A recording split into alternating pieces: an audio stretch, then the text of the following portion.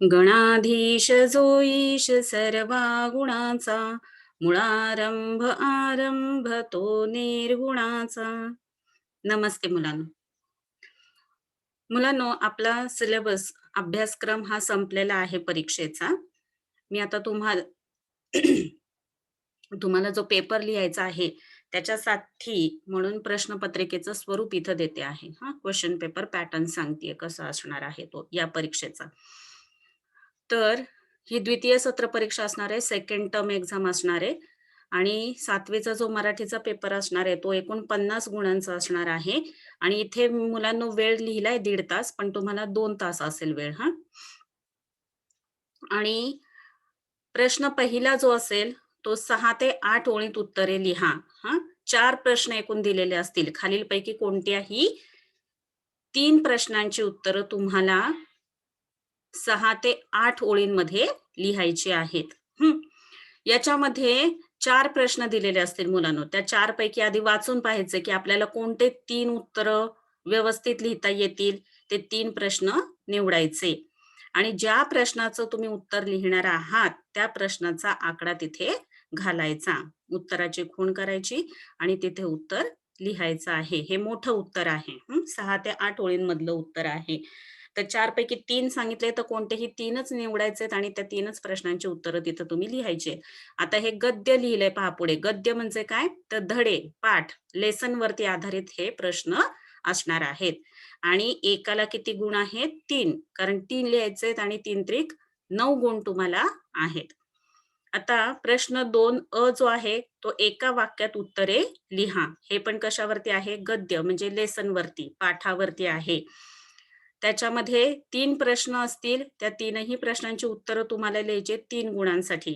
मुलांनो 6 ते 8 ओळीत उत्तरे लिहा. याचा प्रश्न तुम्हाला लिहायचा नाही. फक्त ज्या प्रश्नाचं उत्तर तुम्ही लिहिताय तो आकडा घालायचा आणि त्याचं उत्तर लिहायचंय. नंतर प्रश्न 2 अ जो आहे एका वाक्यात उत्तरे लिहा. इथं सुद्धा तुम्हाला प्रश्न लिहायचा नाही. फक्त ज्या प्रश्नाचं उत्तर लिहिताय तो आकडा घालायचा आणि उत्तर लिहायचं आहे. एका वाक्यात म्हटल्यावरती पूर्ण व्यवस्थित एका वाक्यात उत्तर असलं पाहिजे. आणि प्रत्येक उत्तर लिहून झाल्यानंतर एक ओळ सोडायची आहे. त्याच्यानंतर ब प्रश्न जो असेल तो कोण कोणास म्हणाले ते लिहा. तर कोण कोणास म्हणाले इतकंच लिहायचं आहे. ते वाक्य कुठल्या पाठातून घेतलं आणि कोणत्या वेळी म्हटलं वगैरे बाकीचं काही लिहायचं नाही.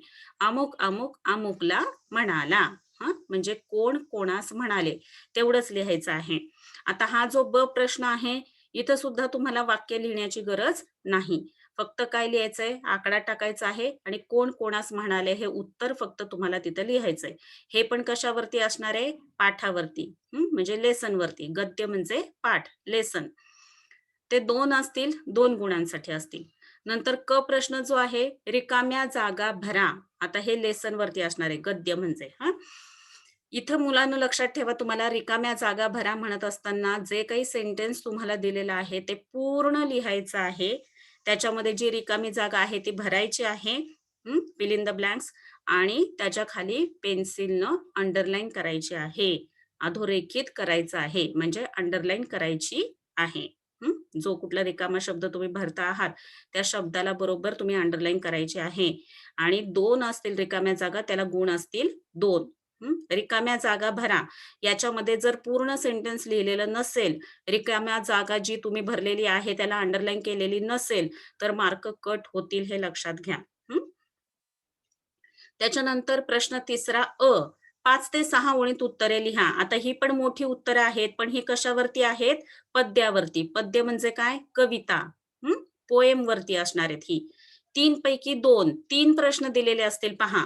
त्यातले कुठले 2 आपल्याला व्यवस्थित लिहिता येतायत ते तुम्ही निवडायचे आणि त्या 2चीच उत्तरं फक्त इथं लिहायची आहेत. ज्या प्रश्नाचं उत्तर लिहिताय त्या प्रश्नाचा आकडा घालायचा आणि उत्तर लिहायचंय. प्रश्न लिहिण्याची गरज नाही. 2 निवडा प्रश्न कुठले लिहिणार आहात ते आणि त्या प्रश्नाची फक्त उत्तर आकडे टाकून लिहायचे आहेत. ज्या प्रश्नाचं उत्तर लिहिताय त्याच प्रश्नाचा आकडा असला पाहिजे. प्रश्न लिहिण्याची गरज नाही. उत्तर मात्र स्वच्छ, सुंदर अक्षरात असलं पाहिजे आणि मोठं असलं पाहिजे. मोठं म्हणजे 5 ते 6 ओळींचं असलं पाहिजे. त्याला गुण आहेत 6 म्हणजे एकाला गुण आहेत 3 पैकी 2 लिहायचे तुम्हाला. आणि 6 गुण आहेत म्हणजे एकाला 3 गुण आहेत पहा. 3 दुने 6. नंतर ब प्रश्न जो आहे तो कवितेच्या ओळी पूर्ण करा. आता हे पण पद्यवरती आहे म्हणजे कवितेवरती आधारित प्रश्न आहे. आता कवितेच्या ओळी पूर्ण करा 3 गुणांसाठी दिलेला आहे. तर याच्यामध्ये सुरुवातीची ओळ तुम्हाला दिलेली असेल, मधल्या ओळी गाळलेल्या असतील आणि शेवटची ओळ दिली असेल. म्हणजे जी कुठली ओळ तुम्हाला जिथपर्यंत पूर्ण करायचं आहे, ती ओळ दिलेली असेल. मग ती सुरुवातीची जी ओळ दिलेली आहे ती तुम्ही लिहायची. त्याच्यानंतर तुम्हाला पूर्ण करण्यासाठी फिल इन द ब्लँक्स काय दिलेले आहेत त्या ओळी पूर्ण करायच्या. त्याला पेन्सिलनं अंडरलाईन करायची आणि मग शेवटची जी ओळ आहे तिथपर्यंतच तुम्हाला ती कविता लिहायची आहे. आता 3 गुणांसाठी आहे म्हणजे 6 ओळी तरी तुम्हाला ती कविता दिली जाईल लिहिण्यासाठी. तर किंवा मग काय केलं जाईल, पहिली ओळ दिली जाईल, मध्ये 6 ओळी असतील किंवा 3 ओळी असतील आणि मग शेवटची ओळ दिलेली असेल.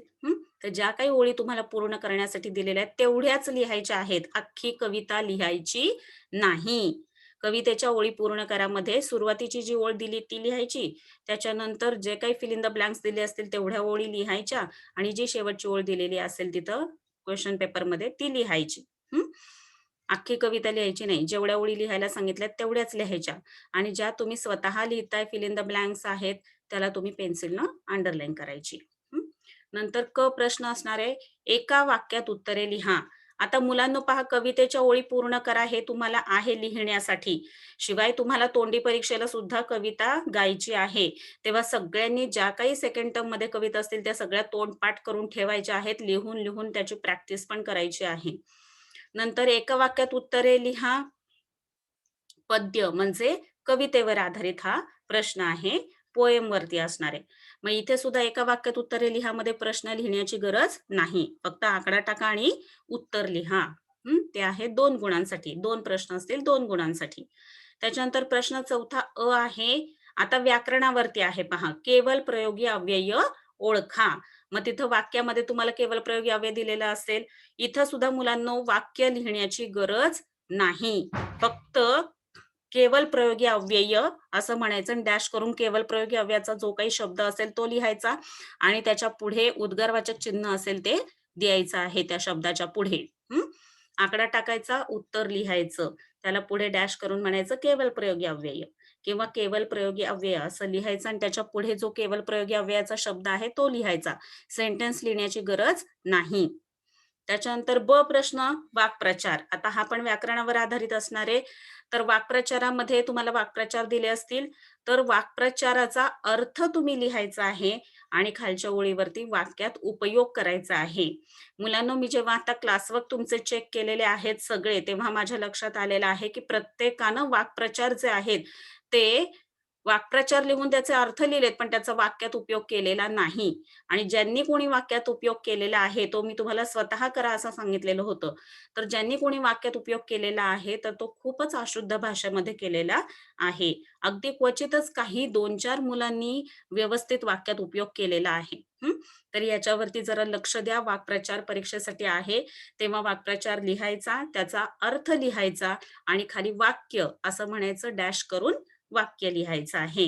वाक्यात उपयोग तुम्हाला स्वतः करायचा आहे, याची प्रॅक्टिस करा. प्रत्येक लेसनचे जे वाक्प्रचार आहे त्याचे अर्थ पाठ करा आणि स्वतःचं वाक्य बनवायला शिका. हं. आणि तेही शुद्ध भाषेमध्ये. नंतर क प्रश्न जो आहे, तो पण व्याकरणावरती आहे.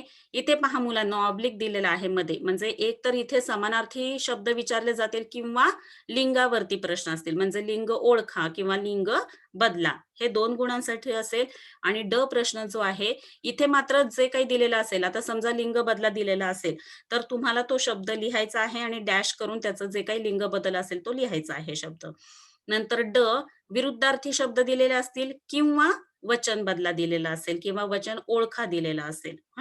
काही असू शकतं. तर हे 2 गुणांपैकी 2 गुणांचं आहे आणि 2च शब्द असतील याच्यामध्ये. मग जे काही 2 शब्द आहेत, समजा वचन बदला सांगितलं, तर तो शब्द लिहायचा, डॅश करून त्याचं जे काही वचन बदला केल्यावरती उत्तर येतं ते लिहायचं आहे. नंतर इथे व्याकरण विभाग संपलेला आहे. आता प्रश्न 5वा जो आहे तो म्हणजे कहाणी लेखन किंवा पत्रलेखन आहे. हा आहे लेखन विभाग. उपयोजित लेखन ॲप्लिकेशन लेव्हलचे प्रश्न आहेत ते. आता इथे कहाणी लेखन आपण व्यवस्थित शिकवलेलं आहेच आहे मुलांनो, त्याचा व्हिडिओ तुम्ही पाहू शकता. पत्रलेखनामध्ये आपण औपचारिक पत्र शिकवलंय, कारण अनौपचारिक पत्र, औपचारिक म्हणजे काय? Formal letter. अनौपचारिक म्हणजे काय? Informal letter. तर 6वी पर्यंत तुम्ही इन्फॉर्मल लेटर लिहीत आलेला आहातच. आता यावर्षी मी तुम्हाला फॉर्मल लेटर शिकवलेलं आहे आणि तरीसुद्धा मुलांनो, जर इन्फॉर्मल लेटर परीक्षेला आलं, तर त्याच्यासाठी मग मायना काय असेल किंवा कसं ते पत्र लिहायचं, त्याचा एक नमुना म्हणून मी तुम्हाला इथे दाखवणार आहेच आहे. हं. कहाणी लेखनाचा व्हिडिओ आपण टाकलेला होताच, तो पुन्हा एकदा तुम्ही पाहू शकता. पत्रलेखन सुद्धा फॉर्मल लेटर आपण टाकलेलं आहेच आहे व्हिडिओमध्ये, तर ते तुम्ही पाहू शकता. इन्फॉर्मल लेटरची मी पुन्हा एकदा इथे माहिती सांगणार आहे. तर एक तर कहाणी लेखन असेल किंवा मग घरगुती पत्र असेल किंवा मग व्यावसायिक पत्र असेल. ते 5 गुणांसाठी असेल. त्याच्यानंतर प्रश्न 6वा जो आहे तो आहे निबंध लेखनाचा. तर इथं निबंध लेखनामध्ये मुलांनो 4 विषय तुम्हाला दिले जातील. निबंधाचे टॉपिक दिले जातील 4 आणि त्याच्यापैकी तुम्हाला एकच निबंध निवडायचा आहे. एक लक्षात घ्या मुलांनो, की जो निबंध तुम्ही निवडलेला आहे लिहिण्यासाठी त्या निबंधाचं वरती नाव घालणं आवश्यक आहे. नाहीतर मी गुण देणार नाही त्या निबंधाला. आलं का लक्षात? प्रश्न 6वा लिहायचं आणि मग तू 4 जे विषय निबंधाचे तुम्हाला दिलेले असतील. आता निबंध लेखन पण कसं करायचं, कुठले-कुठले प्रकार आहेत, कसे लिहायचे, हे सगळं आपण निबंध लेखनाच्या व्हिडिओमध्ये टाकलेलं आहे, ते तुम्ही पाहू शकता. तर जो कुठला निबंध 4 पैकी 1 तुम्ही लिहिणार आहात, त्या निबंधाचं वरती सगळ्यात आधी नाव घालायचं आहे. हं. मग एक ओळ सोडून द्या आणि 4 पॅराग्राफमध्ये तुम्हाला हे निबंध लेखन करायचं आहे. कहाणी लेखन असेल तर 3 पॅराग्राफमध्ये, पत्रलेखन असेल तर 3 पॅराग्राफमध्ये आणि निबंध लेखन असेल तर 4 पॅराग्राफमध्ये तुम्हाला ते करायचं आहे. आणि ओळी किती असल्या पाहिजे? साधारणपणे 15 ते 20 ओळी असल्या पाहिजेत. कारण 10 गुणांसाठी निबंध आहे पहा मुलांनो. तर 1 गुणासाठी 2 ओळी असं पकडलं तर 15 ते 20 ओळी तुमचा निबंध असला पाहिजे. पण तरीसुद्धा मुलांनो, मी इथं सांगेल तुम्हाला, की निबंधामध्ये ओळी मोजत बसण्यापेक्षा किंवा किती लिहिलंय हे बघत बसण्यापेक्षा तुम्ही ते कसं लिहिलंय हे फार महत्वाचं आहे. त्याच्यामुळे निबंध लेखन सगळ्यांनी छान करायचं आहे. छान कवितेच्या 2 ओळी घाला. 2 म्हणतेय मी, पूर्ण कविता लिहायची नाही. 2 ओळी छान कवितेच्या घाला तुम्ही आणि मग निबंधाला सुरुवात करा. शेवटी तुम्ही कवितेच्या 2 ओळी घालून निबंध संपवा.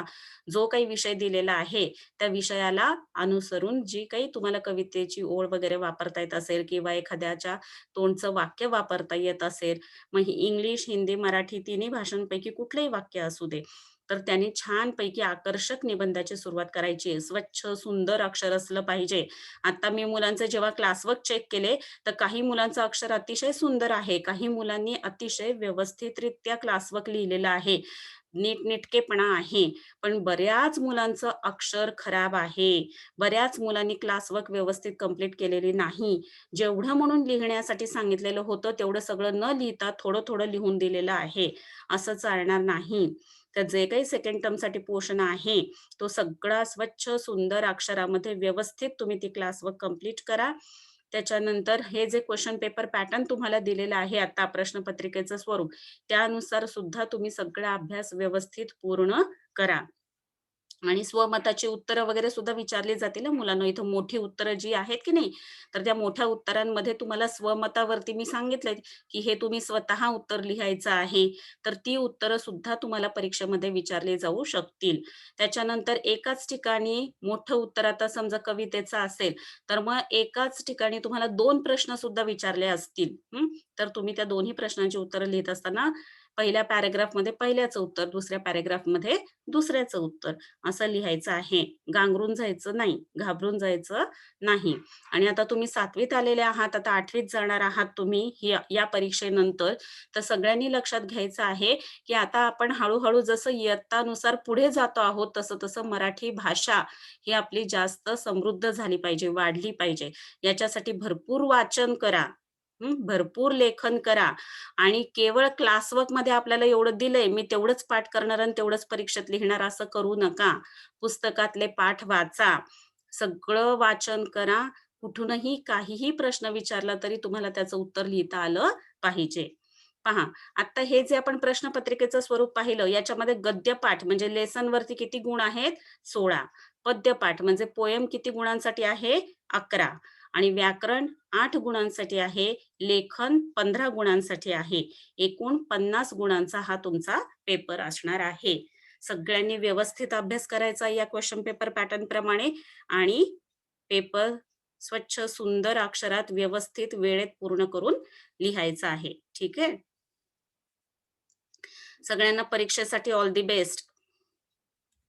आता हे पहा मुलांनो, मी तुम्हाला म्हटलं की तुम्ही 6 स्टँडर्ड पर्यंत पत्र लिहिलेलं आहे. कुठलं? घरगुती किंवा कौटुंबिक पत्र म्हणतात त्याला. घरगुती पत्र म्हणा किंवा कौटुंबिक पत्र म्हणा किंवा इन्फॉर्मल लेटर म्हणा. हं.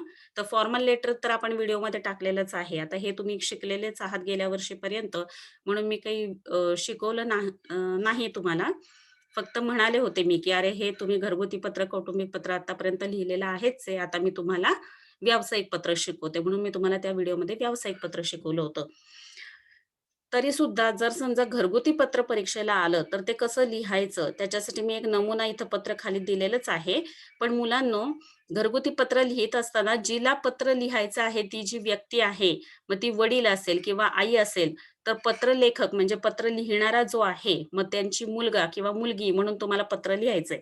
तर तिथे तुम्ही मायना काय लिहाल? सगळ्यात आधी तुम्ही पत्रामध्ये सुरुवातीला काय लिहिता? उजव्या कोपऱ्यामध्ये स्वतःचं नाव लिहिता, स्वतःचा पूर्ण पत्ता लिहिता आणि दिनांक लिहिता. दिनांक लिहीत असताना महिन्याचं नाव घालून तुम्ही ती दिनांक लिहिता. त्यानंतर इकडं डाव्या बाजूला तुम्ही जी सुरुवात करता ना, त्याला मायना म्हटलेलं आहे. मग आता जर समजा तुम्ही वडील किंवा आई आपल्या आई किंवा बाबांना पत्र लिहीत असाल, तर मग तुम्ही काय करणार? तीर्थरूप लिहायचं तिथं. तीर्थरूप आईस किंवा तीर्थरूप वडिलांस.